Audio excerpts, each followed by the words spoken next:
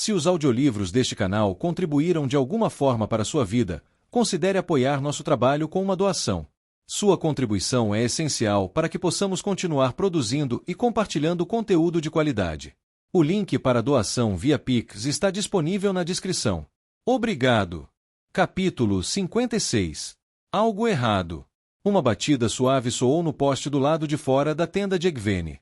Venha, disse ela, folheando os papéis em sua mesa. Gavin entrou. Ele havia desistido de suas roupas finas, optando por calças marrons e uma camisa um pouco mais clara. Uma capa de guardião, que mudava de cor, pendia sobre seus ombros, fazendo-se misturar ao ambiente. A própria Egwene usava um vestido majestoso verde e azul. Sua capa farfalhou quando ele se sentou ao lado da mesa dela. O exército de Elaine está cruzando. Ela mandou avisar que está vindo visitar nosso acampamento. Excelente, disse Egwene. Gavin assentiu, mas estava perturbado. Que coisa útil, aquela bola de emoções causada pelo vínculo. Se ela soubesse antes da profundidade da devoção dele, teria criado um vínculo com ele semanas atrás. O quê? Perguntou Egwene, deixando seus papéis de lado. Aibara, disse ele. Ele não concordou em se encontrar com você. Elaine disse que ele poderia ser difícil. Acho que ele vai ficar do lado de Altor, disse Gavin. Dá para ver pela maneira como ele montou o acampamento, separado de todos os outros. Ele enviou mensageiros imediatamente para os Aiel e os Tairenos. Ele tem um bom exército, Egwene. Um enorme. Com mantos brancos nele. Isso não parece provável que o faça ficar do lado de Rand, disse Egwene. Também não parece que isso torna propenso a ficar do nosso lado, disse Gavin. Egwene. Galad lidera os mantos brancos. Seu irmão. Sim. Gavin balançou a cabeça. Tantos exércitos, tantas lealdades, todas se chocando. Aibara e sua força podem ser uma faísca que nos fará voar como fogos de artifício. Vai ser melhor quando Elaine se estabelecer, disse Egwene. Egwene, e se Altor não vier? E se ele fez isso para distrair todo mundo do que quer que esteja fazendo? Por que ele faria isso? Perguntou Egwene. Ele já provou que pode evitar ser encontrado, se quiser. Ela balançou a cabeça. Gavin, ele sabe que não deveria quebrar esses selos. Pelo menos uma parte dele sabe. Talvez tenha sido por isso que ele me contou, para que eu pudesse reunir resistência, para que eu pudesse convencê-lo a desistir. Gavin assentiu. Sem mais reclamações ou discussões. Era impressionante como ele havia mudado. Estava tão intenso como sempre, porém menos abrasivo. Desde aquela noite com os assassinos, ele começara a fazer o que ela pedia. Não como um servo. Como um parceiro dedicado a ver a vontade dela realizada. Era algo maravilhoso. Também era importante, já que o salão da torre parecia determinado a anular o acordo que a deixaria encarregada das negociações com Rand. Ela olhou para sua pilha de papéis, muitos dos quais eram cartas de conselhos de votantes. Mas eles vieram até ela, em vez de evitá-la. Isso era bom, e ela não podia ignorá-los. Precisava fazê-los continuar acreditando que trabalhar com ela era o melhor. Ao mesmo tempo, não podia deixá-las presumir que ela seria arrasada por alguns bons gritos. Um equilíbrio tão delicado. Bem, então vamos ver sua irmã. Gavin se levantou, movendo-se suavemente. Os 3 anéis que ele usava em uma corrente ao redor do pescoço tilintavam enquanto ele se movia. Ela teria que perguntar novamente onde ele os havia conseguido. Ele havia sido estranhamente reservado sobre eles. Ele abriu as abas da tenda para ela, e ela saiu. Lá fora, o sol do fim da tarde estava escondido por nuvens cinzentas. Os soldados de Brienne trabalhavam arduamente em uma paliçada. Seu exército havia aumentado de tamanho nas últimas semanas e dominava o lado leste da vasta pradaria cercada por florestas que outrora fora conhecida como Merrilor. As ruínas da fortaleza-torre que ali se erguera estavam espalhadas pelo lado norte do campo, cobertas de musgo, quase escondidas pela trepadeira de Asa Brava. A tenda de Egwene ficava em uma elevação, e ela podia avistar os muitos exércitos acampados ali. Esse é novo? Perguntou ela, gesticulando em direção a uma força menor que havia se posicionado logo abaixo das ruínas. Eles vieram por conta própria, disse Gavin. Agricultores, principalmente. Não é um exército de verdade, a maioria não tem espadas. Forçados, machados de madeira, cajados. Presumo que Altor os tenha enviado. Eles começaram a vagar ontem. Curioso, disse Egwene. Parecia um grupo variado, com tendas descombinadas e pouca noção de como montar um acampamento militar. Mas parecia haver uns 5 ou 10 mil deles. Mande alguns batedores ficarem de olho neles. Gavin assentiu.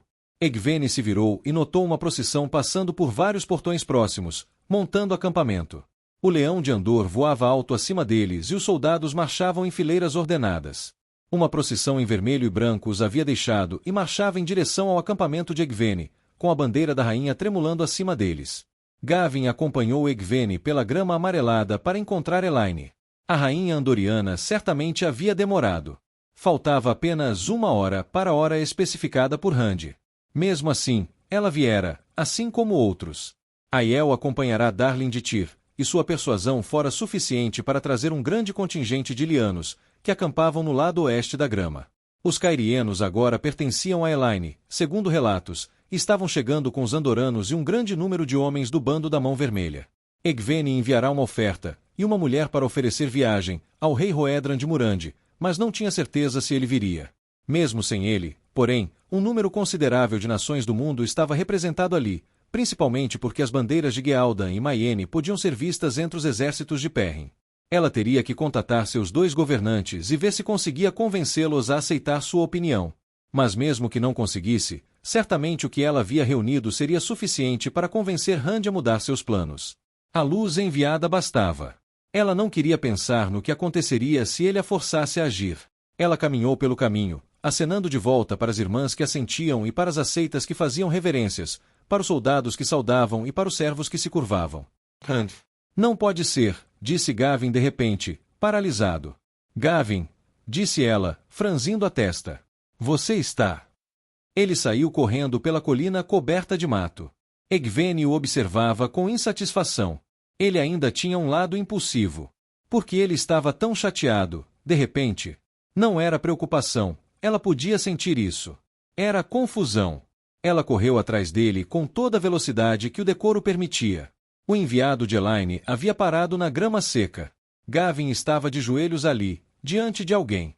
Uma mulher mais velha, de cabelos ruivos e dourados, de pé ao lado de uma sorridente Elayne, que ainda montava em seu cavalo. Ah, pensou Egwene. Seus espiões haviam espalhado esse boato na noite anterior, mas ela queria confirmá-lo antes de falar com Gavin. Morgase Tracan vive. Egwene recuou, por ora. Assim que desse um passo à frente, Elayne teria que beijar seu anel e toda a procissão se curvaria. Isso estragaria o momento de Gavin.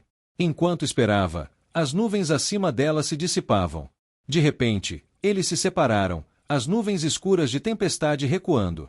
O céu se tornou um campo aberto de azul, uma extensão profunda e pura. Os olhos de Elayne se arregalaram e ela se virou para o cavalo, observando a parte do acampamento de Perrin. Ele chegou, então, pensou Egwene. E a calmaria chegou. O breve momento de paz antes da tempestade que destrói. Tente, Emärin, disse Androl, parado com um pequeno grupo dentro de um conjunto de árvores perto da divisa do terreno da Torre Negra. O nobre imponente concentrou-se, segurando o poder único. Tramas brotaram ao seu redor. Ele era notavelmente habilidoso, considerando seu pouco tempo de prática, e habilmente confeccionou a trama para um portal. Em vez de abrir um buraco no ar, a trama se desfez e desapareceu. Emärin virou-se para os outros, com o suor escorrendo pelo rosto. Formar aquelas tramas parecia mais difícil do que antes, disse ele. Por que não funcionam? Perguntou Evin. O rosto jovial do jovem corou de raiva, como se o problema com os portais fosse um insulto. Androl balançou a cabeça, de braços cruzados. As árvores farfalhavam, as folhas tremiam, muitas caindo no chão. Amarronzadas, como se fosse outono. Isso o enervava. Ele passará algum tempo trabalhando a terra durante suas jornadas na vida e adquirir o senso de fazendeiro para o certo e o errado em relação à terra. Tente de novo, Androl, disse Evin. Você é sempre tão bom com portais. Ele olhou para os outros 3. Canler era o outro ali. O velho fazendeiro andorano tinha uma carranca profunda. É claro que Canler frequentemente franzia a testa para uma coisa ou outra. Androl fechou os olhos, esvaziando-se de todas as paixões, abraçando o vazio. Saidin brilhava ali, vida e poder. Ele o agarrou, absorvendo, abriu os olhos para um mundo mais vibrante. Plantas mortas poderiam parecer doentias e vibrantes ao mesmo tempo. Uma estranha justaposição possibilitada por Saidin. Ele se concentrou. Criar portais era muito mais fácil para ele do que outras tramas, ele nunca entenderá o porquê. Embora não conseguisse quebrar nenhuma pequena pedra por meio de canalização, conseguia criar um portal grande o suficiente para uma carroça passar. Logain dissera que era impressionante. Tain, impossível. Desta vez, Androl investiu todo o poder que tinha em sua trama. Ele entendia portais. Eles faziam sentido. Talvez fosse o gosto inato que ele tinha por viajar, por descobrir novos lugares e novas artes. As tramas se uniram. Ele não notou nenhuma das dificuldades que Emarim mencionara. No entanto, quando o familiar feixe de luz deveria ter surgido, a trama começou a se desfazer. Androl tentou segurá-la, juntando-a. Por um momento, pareceu que daria certo. Então, os fios escaparam de suas mãos, evaporando. O portal nunca se formou.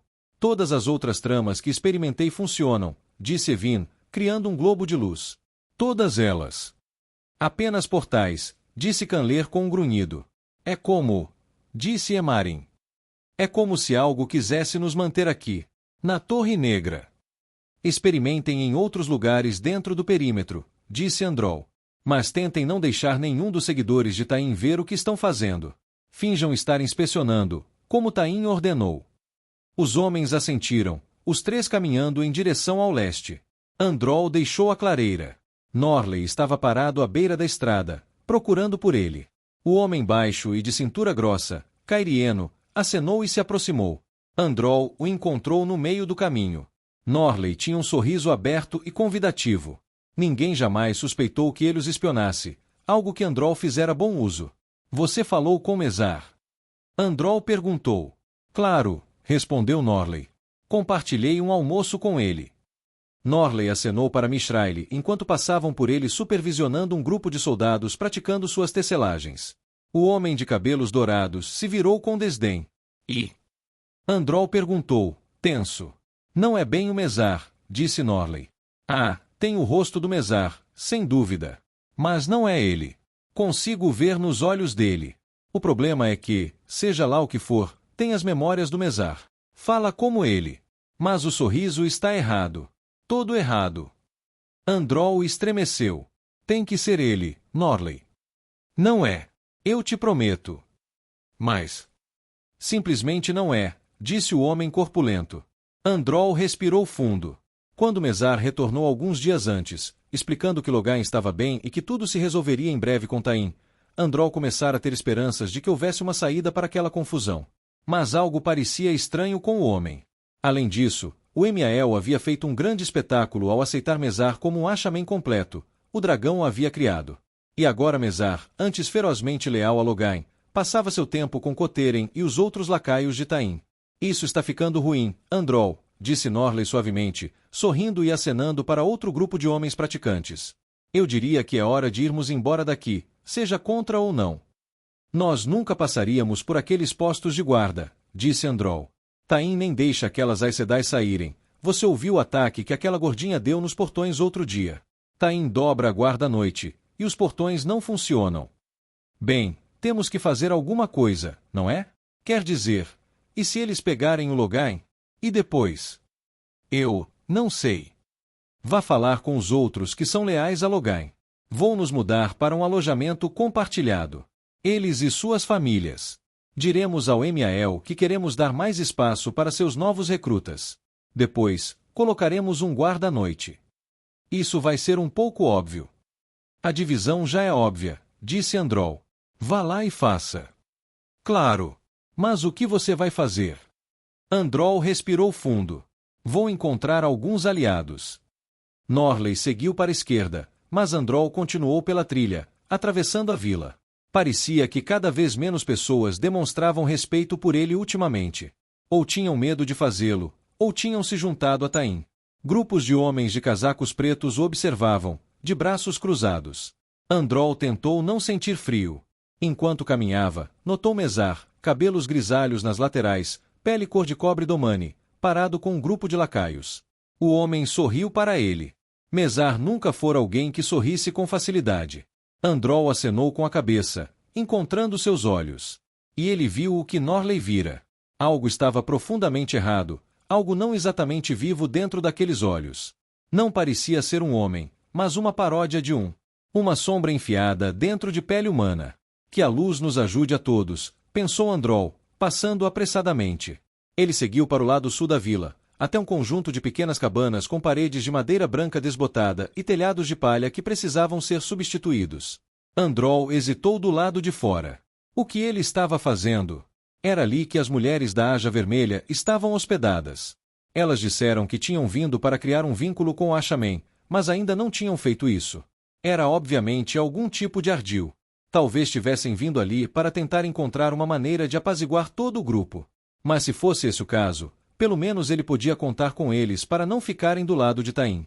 Quando se encarava a garganta de um peixe-leão, o brigue de um pirata não parecia tão ruim. Androl ouvirá esse ditado uma vez, enquanto trabalhava em um barco de pesca no sul. Respirando fundo, ele bateu. A ruiva gorducha atendeu a porta. Ela tinha o rosto imaculado de uma Aes Sedai, não jovem, na verdade, mas também não velha. Ela o encarou. Ouvi dizer que você quer deixar a Torre Negra, disse Androl, esperando estar fazendo a coisa certa. O seu Emael mudou de ideia? Perguntou ela, parecendo esperançosa.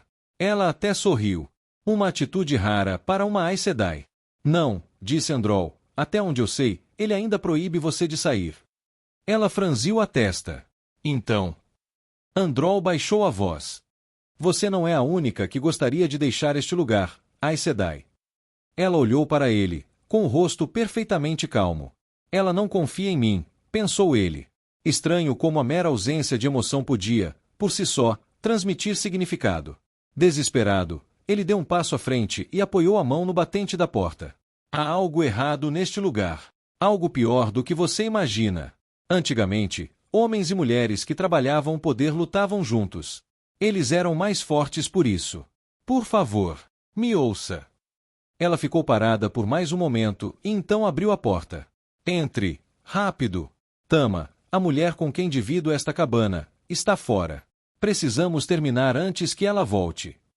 Androl entrou no prédio. Não sabia se estava entrando no brigue do pirata ou na boca do peixe-leão. Mas teria que servir.